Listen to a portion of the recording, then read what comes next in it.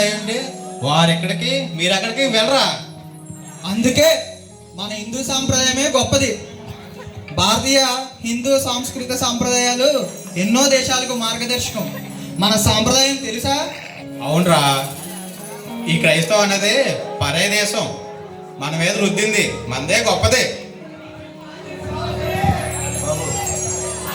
నా పేరు మూర్తి.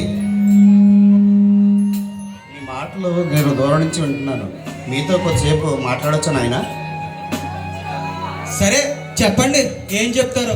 చెప్పండి సార్, చెప్పండి. బాబు, మీరు భారతదేశం చాలా సంస్కృతి సంప్రదాయం గొప్పదే. అది కాదు అనలేని క్రైస్తవ్యం. కానీ మన మీద రుద్దింది అని అంటున్నారు కదా.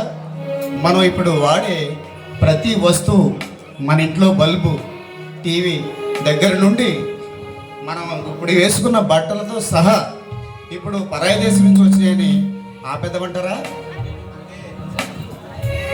అంటే మీరు క్రైస్తవులా? నేను ఎవరో తర్వాత చెప్తాను ఆయన. జోసఫ్, మీరు బాప్టిస్ట్ కాదా? మీరు అక్కడికి వెళ్ళరా? మీరు ఏ చర్చ్ నాయనా? అది లూథరన్. అవును, అది చాలా గొప్ప సంఘం. రిఫరెండర్ మార్టిన్ లూథర్ గారు స్థాపించిన సంఘం. ప్రపంచానికి